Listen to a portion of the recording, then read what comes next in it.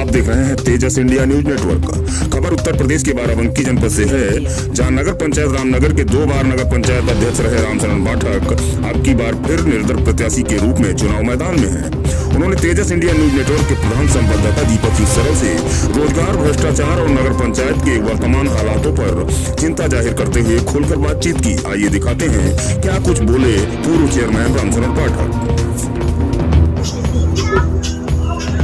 पाठक जी, आज आप रामनगर नगर पंचायत के चुनाव मैदान में और पिछले 1 दशक से आप राजनीति में नहीं हैं, राजनीति से बाहर हैं और 10 वर्षों तक आपने राज किया है। आखिर कौन से मुख्य मुद्दे हैं जिनको लेकर के आज आप मैदान में नगर पंचायत रामनगर? सबसे बड़ा मुद्दा तो भ्रष्टाचार यहाँ। दूसरी बात यह कि जो घोषणा पत्र लोगों ने छापा मुद्दा है, तो सारी की सारी जो कि अभी हम लोग बांटेंगे और आप लोग पढ़ेंगे, कोई बात पूरी नहीं। अच्छा, विकास का मुख्य मुद्दा हमारा है। विकास मैंने पहले भी किया है। शहर की सारी गलियां और सड़कें, बिजली, पानी, राशन कार्ड आदि की पर्याप्त व्यवस्था में ली। इन्होंने कुछ नहीं किया। इस क्षेत्र में एक बड़ा मुद्दा और भी है कि यहाँ लोग जो है छुट्टा मवेशियों से पर जी हम अपने कार्यकाल में ये जितने जानवर छुट्टा थे, किसानों को परेशान करते थे, भटकाए उनको हमने ट्रकों में भर के 20 ट्रक हमने जो है वो अपने यहाँ इधर जंगलों में डाल दिए जाते थे। लेकिन आज गौशाला बना हुआ है और सारी जानवर सड़क पर है। तमाम एक्सीडेंट होते हैं, किसान को परेशान है। तमाम तस्वीरें जरा देखिए खड़ी हुई है, खेती नहीं पा रही, उसको हम जानवरों को निजात दिलाएंगे, उनको गौशाला भी करेंगे। गांधी हाउस का भी ठेका इन लोगों ने ले किया 5 साल से, गांधी हाउस ठेका करेंगे। तो ऐसे जानवर घूम रहे हैं जो लोग बोल देते हैं वो गांधी हाउस में होंगे, और जो ये लावारी जानवर घूम रहे हैं ये गौशाला में। एक बड़ा मुद्दा और चल रहा है जो देश प्रदेश में है, युवाओं के रोजगार के लिए। इस पर क्या जो वर्तमान नगर अध्यक्ष हैं, चेयरमैन हैं यहाँ के, उन्होंने कुछ किया? इस पर हम ही सोचते नहीं दिखाई पड़ा, दिखो क्या होता जनता जानती। अभी हाल ही में आपने एक बैठक की थी अपने दरवाजे पे और ऐसी खबर है कि वहाँ काफ़ी जन समर्थन मिला। इस तरीके से अगर कहीं ना कहीं ये लगता है कि आपको जनता जो चुनना चाह रही है और इसके बाद अगर चुन के आप आते हैं तो मुख्य मुद्दा आपका क्या होगा, जो ड्रीम प्रोजेक्ट आपका होगा, आपके दिमाग में कुछ ऐसा होगा कि युवाओं के लिए, महिलाओं के लिए सर्वांगीण विकास होगा नगर का।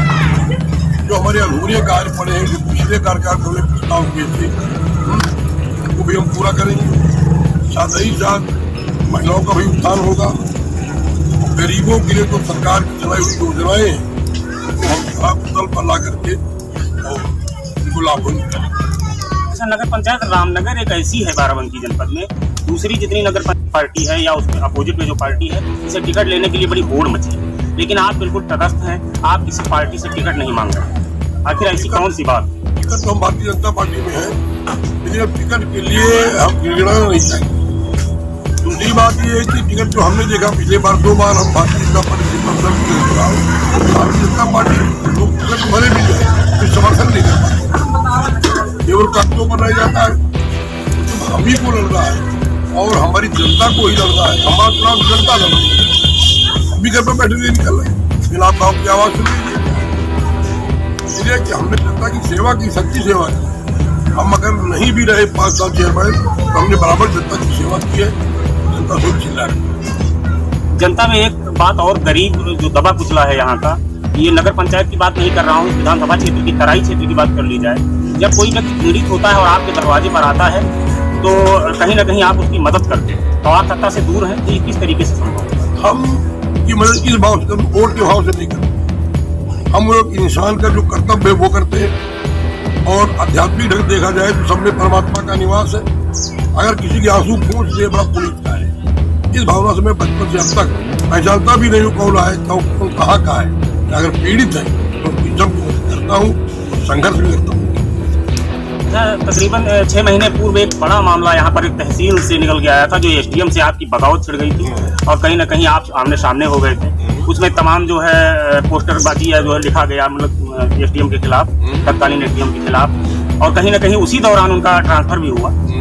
उसमें आखिर कौन सा ऐसा मामला था जो आप आमने सामने थे SDM? में मामला ये था कि उसके भी जो मौजूदा हमारे अध्यक्ष जो हमारा उनका चुनाव हुआ है, उनकी रणनीति के तहत फर्जी रिपोर्टें यहाँ से भेजी गई और मेरे ऊपर आरोप लगाया गया कि जमीन सस्ती बेची है, जबकि अपना देश जो 2001 का है उसमें स्पष्ट है कि यह सरकारी जमीन किसी ने कब्जा कर ली है और पक्का मकान बन गया है, उसको बाजारू मूल्य से विनिमित कर दिया।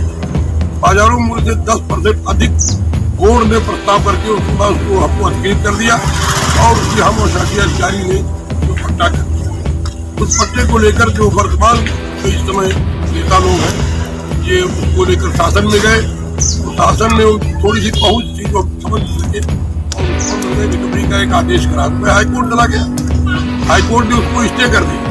स्टे करने के बावजूद भी SDM मेरे घर पर आ गए और उनका कहना ये था जो है आपने पैसा जमा नहीं किया। जब मैं पैसा क्यों जमा किया भाई, उस SDM ने अस्तगल को भी स्वीकार नहीं किया कि वो राजनीति से प्रेरित था, इससे हमारा उसका संघर्ष हुआ। उस SDM ने अस्तगल को भी स्वीकार नहीं किया कि वो राजनीति से प्रेरित था, इससे हमारा उसका संघर्ष हुआ और आखिरी में